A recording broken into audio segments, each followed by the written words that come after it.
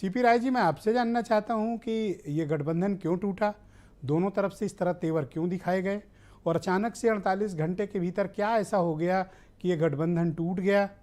ऐसा क्या कारण था कि आप 5 सीटें तक देने को तैयार समाजवादी पार्टी को नहीं थे? ब्रजेश जी, इसका जवाब तो अखिलेश जी दे सकते हैं। मुझे जहाँ तक जानकारी है, वहाँ पर समाजवादी पार्टी का एक विधायक था। अखिलेश जी की अगर वहाँ पर किसी से कोई बात हुई थी तो उनको इंतजार करना चाहिए था जब तक सारी सीटें डिक्लेयर ना हो जाएं। कांग्रेस पार्टी की अभी सभी सीटें डिक्लेयर नहीं हुई थी, बहुत थोड़ी सीटें डिक्लेयर हुई थी। तब तक अखिलेश जी ने भी 7 सीटें डिक्लेयर कर दी। उसके बाद और कुछ सीटें थी, आज उन्होंने 22 कर दी। बीजेपी से लड़ाई है, और बीजेपी से लड़ाई में बीजेपी के खिलाफ लड़ने और सरकार बनाने वाली पार्टी को कमज़ोर करना कम से कम उस लड़ाई को कमज़ोर करता है। खुद अखिलेश जी ने कहा, मुझे नहीं पता था कि खाली केंद्र के लिए चुनाव के लिए अब इंडिया गठबंधन है। अब ये तो खुद उनकी बैठकों में भाग ले चुके हैं, उसकी कमेटियां बनी हुई हैं, उसमें सभी पार्टियों के लोग मौजूद हैं। उनको पता होना चाहिए कि लोकसभा चुनाव के लिए इंडिया गठबंधन बना है। अगर राज्य के चुनाव के लिए गठबंधन बना, अगर ऐसा वो मानते हैं, तो फिर बागेश्वर में उनको नहीं पता था क्या कि वहाँ पर गठबंधन है या नहीं है? जब घोसी में कांग्रेस पार्टी ने उनके कैंडिडेट को समर्थन किया तो उनको क्या पता था या नहीं पता था कि प्रदेश में गठबंधन है या नहीं है? ये तो आपसी अंडरस्टैंडिंग है। लेकिन आज अभी आपने 2 बयान सुनवाए, एक बयान में खुद सुन के आ रहा हूँ। अभी थोड़ी देर पहले अजय राय जी से पूछा गया अखिलेश जी के बयान के बारे में। अजय राय जी ने यह कहा, मुझे जितनी गालियां देना चाहें आप दे दें, जो शब्द इस्तेमाल करना चाहें कर लें, क्योंकि मैं साधारण कार्यकर्ता हूं, कांग्रेस पार्टी का साधारण कार्यकर्ता हूं, आप लोग बड़े लोग हो। लेकिन हाथ जोड़ के एक विनती है, ये लड़ाई भारतीय जनता पार्टी के खिलाफ है, ये लड़ाई संविधान बचाने के लिए है, ये लड़ाई लोकतंत्र बचाने के लिए है। इसलिए कृपया मध्य प्रदेश में वहां पर कांग्रेस पार्टी का साथ दीजिए, भारतीय जनता पार्टी को वहां मदद करने की कोशिश मत करिए। मुझे ब्रजेश जी आज बहुत दुख हुआ। हैरानी इस बात पे है कि मैं आपको दूंगा समय, आप ले लीजिएगा। ब्रजेश जी 1 मिनट। हाँ, मुझे आज बड़ा दुख हुआ। आप जानते हैं, आप सब लोग जानते हैं, अखिलेश जी मेरे बड़े प्रिय हैं। मैं जिनको बड़ा भाई मानता था, मेरे नेता आदरणीय मुलायम सिंह यादव जी के पुत्र हैं। तमाम बड़ी पढ़ाइयाँ इन्होंने की, देश से विदेश तक की है। मुझे आज सचमुच बहुत दुख पहुंचा।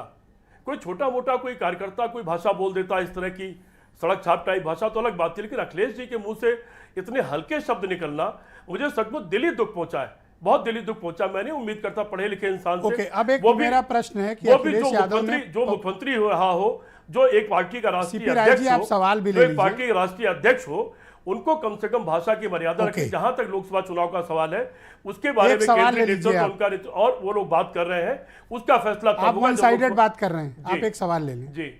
अगर कोई गठबंधन की बात नहीं थी, राज्य स्तर पर कोई चर्चा नहीं चल रही थी, तो ये रात में 1-1 बजे कौन सा डिस्कशन, क्या हंसी मजाक चल रहा था? मुझे नहीं मालूम ब्रजेश जी, ये उनके बारे इसके बारे में अखिलेश जी जाने और वो लोग जाने जिनसे उनकी चर्चा हुई हो। आपकी पार्टी क्या कहती कि रात में 1 बजे क्या हंसी मजाक हो रहा था, हम लोग या प्रेम प्रसंग की बातें हो रही थी, हंसी मजाक कॉमेडी चल रही थी, क्या कोई बड़ा लीडर हंसी मजाक नहीं करता, वो भी इतने गंभीर मुद्दों पर कोई हंसी मजाक नहीं करता। कोई मिसअंडरस्टैंडिंग हुई तो अलग बात है, उसके बारे में अखिलेश जी को उन्हीं लोगों से बात करना चाहिए जिनसे अखिलेश जी की बात हुई थी। मुझे नहीं लगता बाकी किसी पर आक्षेप करने की कोई, मुझे नहीं लगता आप ही क्या कोई गुंजाइश बची है कि आपके अलायंस बच जाएगा? जी बिल्कुल गुंजाइश बची हुई है। लोकसभा का चुनाव भारत को बचाने का चुनाव है, संविधान और लोकतंत्र को बचाने का चुनाव है। एक ऐसी सरकार जो पूरी तरह फेल हो गई है। ठीक, तो आपने अखिलेश यादव का स्टेटमेंट सुना, जिस सरकार ने ये कहा कि जो मध्य प्रदेश में करोगे, उस सरकार को भगाने का सवाल है। इसलिए मैं मान के चलता हूं अभी भी अखिलेश यादव जी समझदार नेता है। लोकसभा चुनाव में ऐसी कोई गलती नहीं होगी, और मैं मान के आज ये संकल्प करके आए हैं कि ये सवाल नहीं रहेगा, ये मान के चलता हूं। आज आप लगता है संकल्प करके आए हो कि आज आप सवाल नहीं लोगे?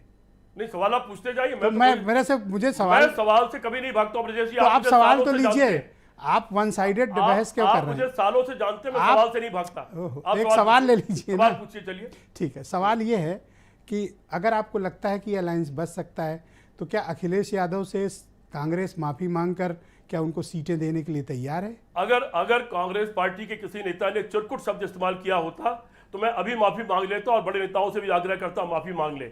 माफी मांगने का सवाल तब होता जब किसी ने कोई गलत भाषा, गलत बात इस्तेमाल की होती।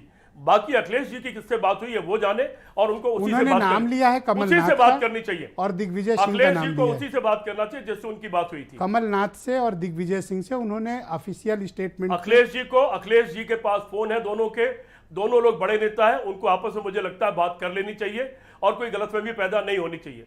ओके, तो उत्तर प्रदेश में आपके साथ वो वही करेंगे जो आपने उनके साथ एमपी में किया है, उनको अपमानित किया है, बता रहे हैं कि आप लोगों ने धोखा दिया है। किसी का अपमान नहीं करते। उत्तर प्रदेश का सवाल आने दीजिए, हम लोग बैठ लेंगे, बात कर लेंगे।